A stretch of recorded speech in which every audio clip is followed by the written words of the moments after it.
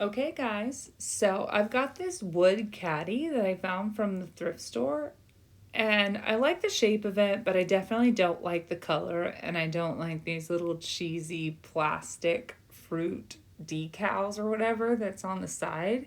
So the first thing I'm gonna do is actually pry them off. This is so weird, but I'm using a clam knife, which you could use a butter knife or something like this, to pop this edge off and just be really careful because I was so afraid it was going to crack, but it didn't. You can see how much glue was holding this thing on. This thing from whatever, 1984 or whatever it was. So you just kind of have to work to get that edge off. That second one definitely popped off much easier than the first side, and there was no way that glue was coming off. Set those to the side, and now it's time to paint it. So I'm going to use Rust-Oleum chalk paint in the color white to go all over the piece. And I really like using chalk paint. I know a lot of other crafters really do too. And the reason that I like using chalk paint is it's super forgiving. You don't have to sand a piece. You get really good coverage with chalk paint. And I ended up doing 2 coats on this piece, but I feel like if you really wanted to do one on a lot of other things, as long as the wood wasn't too dark, you could probably get away with it.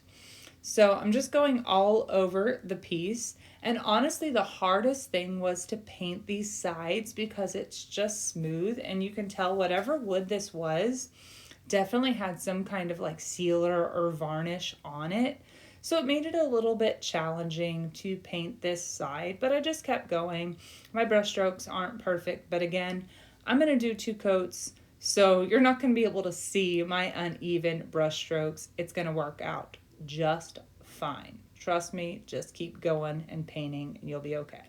So now I have 2 coats, and I'm using this Varathane polyurethane in a satin finish. I like using this product. A lot of people use like a wax on top of chalk paint. I personally am not a big fan of like a clear wax on top. I feel like a polyurethane gives me a better seal. You definitely have to seal chalk paint because it is chalk, and as it dries, you'll have a little flaky, powdery mess that will come off.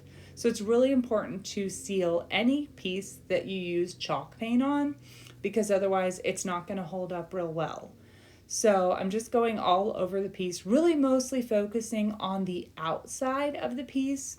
I do the inside a little bit where that caddy is, but to be honest, it's really more about getting that outside and this handle done real well.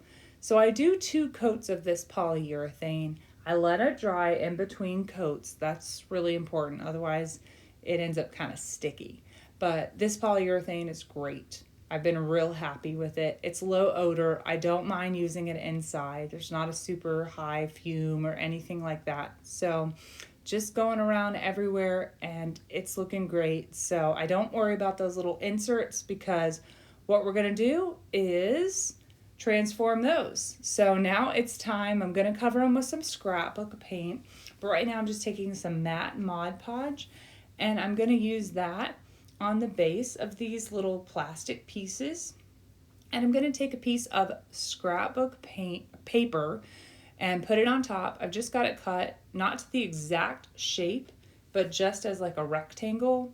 So I've got that placed on top, and I always let my pieces that I cover in paint dry upside down. That prevents, I think, the edges from curling up. But again, when you're using Mod Podge, you want a thin layer. I feel like most people use too much, and then you end up with wrinkles because it's not even and it's too thick and it takes forever to dry. So I've got those, and just you want to make sure and press it down really good on the edges and make sure you have a good seal and make sure your piece is even. That's key. So now that they have dried, I'm going to cut the borders off. You want to wait until it dries, otherwise it'll start to peel away from that plastic. And I'm not cutting exactly perfectly at the edge. I want just like a tiny little lip at the edge because you don't want that whatever ivory plastic from 1984 to show through. We already have that glue problem there, so We don't need that ivory showing up. We want it to look like a brand new piece. So just going around the edges, just using my paper scissors for this, and get that all cleaned up. And then the next step that I'm going to do, I'm going to cover the top with Mod Podge. Again, this is completely dry on the bottom. So in trying to prevent wrinkles with paper and Mod Podge, I found if the bottom layer is dry and you start on a top layer, you're going to have a lot less wrinkles. It's going to turn out great, and it just gives you a better look when you're finished. You don't have wrinkles in your piece. And really just try not to use too much Mod Podge and spread it around. I've also dipped my brush in water to thin it out a little bit sometimes, and I find that really helps as well.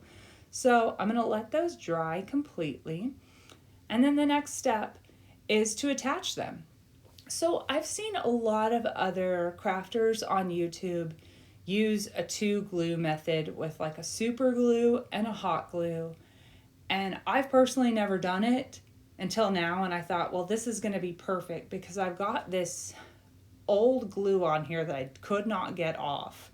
So I knew that I needed a permanent hold as well as like a quick grab hold. So this 2-glue method worked out really well for me, and I'm going to think about using that in the future. So it was a great tip that I learned. That's the awesome thing about YouTube. You learn so much from other people. So I'm going to press that in, and I'm going to get both sides. So that's the finished piece. I've got it here styled on a table. And one thing I didn't get video of, you guys, I ended up distressing it a little bit with some 80 grit sandpaper. Even after my polyurethanes dried, I distressed it a little bit. It worked out just fine. I don't see any issue with that. You can see the side where I gave it just a little bit of distressing, but I really tried to make it look aged. And so I've got it styled here with this little bird and some spring floral. And too funny, I had this frame that had the same exact paper in it. So I had to show that like this is a cute little matching set. And so I think you could have a lot of fun with this. So I hope you guys enjoyed. I hope you learned something. Thank you so much for watching.